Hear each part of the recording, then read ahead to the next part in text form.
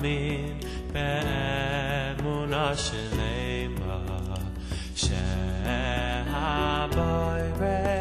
יסבור שמוי יודע כל מעשה בני אדם וכל משפוי סוף שנאמר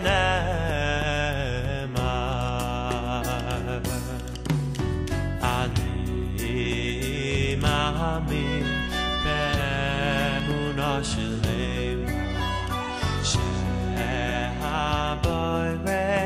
יסבור שמוי יודע כל מעשה בני אדם וכל משפוי סוף שנאמר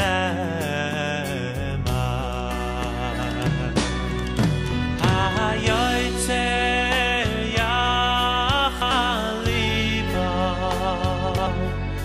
המבין אל כל מעשיהם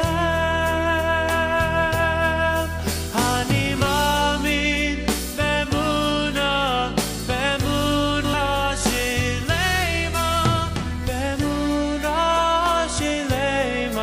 אני מאמין. Many people don't realize that here in the United States, in the middle of Queens, New York, the wealthiest and most free Jewish community in the New York area in the world, is a cemetery, and not just one cemetery, multiple cemeteries like the one you see around me that look as bad as the cemeteries which are abandoned and scattered all throughout the former Jewish communities of Europe that all perished in the Holocaust. He went to a shul in Brooklyn. It was probably a conservative or reform shul like my brother is at, and he heard from Curtis Sliwa, of all people. Oh, wow. To say what kind of busha it is for the Jewish community to have this cemetery that's in New York. Right. With a Jewish population of many millions, and it's ill-kept and neglected. The Free Burial Association, which was organized in 1888, did their early burials in Bayside Cemetery.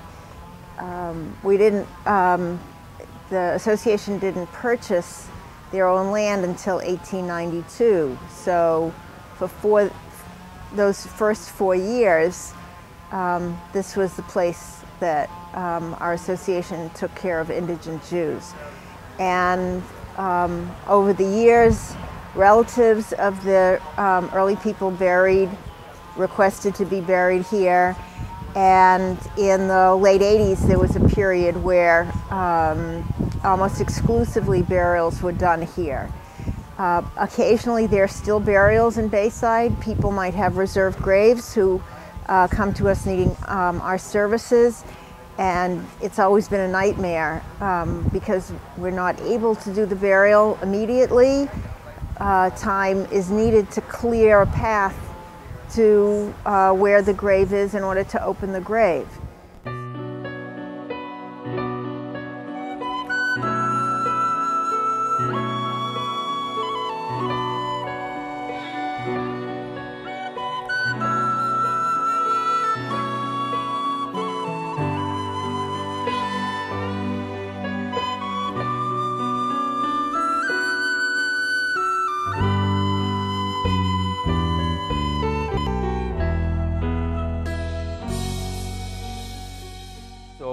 I'm proud to be here in Bayside Cemetery as the president of CAJAC, the Community Association of Jewish At-Risk Cemeteries. This is an exciting day because this is the completion of the first week of our cleanup of this huge, potentially beautiful, but at the same time horrifying cemetery. Horrifying because of how incredibly overrun and abandoned it is. And this is the beginning of, for the tri-state area in New York, what I hope will be one of many projects that CAJAC will be pursuing. My brother and I came here, we walked around, looked at it, and we definitely wanted to do this. I mean, this is a part of history. This place, the way it looks now, and the way, hopefully, at the end, how it's going to look like, it's going to be black and white. It's going to be beautiful. Stonework on this is unbelievable. Just to not see it, it's a shame. Especially with the families, try to come in here and see them. It's just all overgrown. This is what we're dealing with. All the ivy that's around the tree trunks, we're gonna cut them, remove them. And it's basically the same thing throughout, just knocking everything down and getting rid of all the large vegetation that we don't need. This is gate 70, one of the 87 different cemeteries. This is an entrance to a little cemetery. It has its own bars on here that can't be read anymore because it was printed in limestone. You may be able to make out, you can see from the size of the trees, this section, or I should say, whatever entity owned and operated this subsection has obviously been defunct for a very long time. And this is one of the more troubling areas. And it's sad, but this limestone entrance is sort of a symbol for the entire state of this cemetery and others like it, where the memory with time is literally being washed away. As you can see to the left of you, this is what it used to look like on the other side. So to see all these tombs exposed and all the mausoleums are, that one in particular right there, if you can get a shot of that, the one in the back, that was covered with ivy. You couldn't even see it. And now that's the same thing they're doing right now over there. We're just removing it, and I mean, we're really happy so far what it's going to look like. We're really excited, actually. So we decided to use this forward section, which was relatively empty and flat, as the temporary storehouse for the debris that we would be removing as we uncovered the headstones and allowed for easy access to the headstones.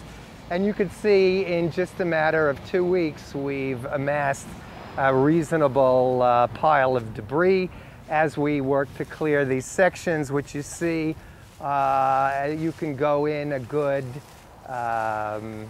30 or 40 feet in each section, and the headstones are essentially uncovered, accessible, visitable. There's more work to be done. It will be done, but it's a lot clearer than the foresty areas that existed here just a few short weeks ago. If you drive along Liberty Avenue on the north side, obviously, you'll notice that along the exterior walls of the cemetery, there's been, just extensive, defacement. It's terrible. It's an eyesore for the whole community. People are always complaining about it. So as part of a grant that I have put into the budget for the next fiscal year, which begins July 1st, most of the graffiti will be cleaned in the surrounding area, but I've made it a point to mention to the winning bidder that that the exterior wall be included in that, because it just really is an eyesore. But I think it would also help with the with the actual image of the cemetery itself. I mean, this is a place of peace. It's sacred ground for people who are deceased, and there's obviously religious connotation to the place, and it shouldn't be subjected to vandalism of any sort. Not just the knocking over of headstones, but also any sort of aesthetic. And Councilman, what we're here to say for CAJAC, and why we're so glad you're here, is that when it comes to the inside of the cemetery, CAJAC is the embodiment of the Jewish community's statement that we will, from the inside out, renew the cemetery so that it can be a beautiful part of the broader Ozone Park community. Right. Such a beautiful place here, and it deserves and it demands all the attention that it's going to get, and if I can help in any way, I'd be happy to.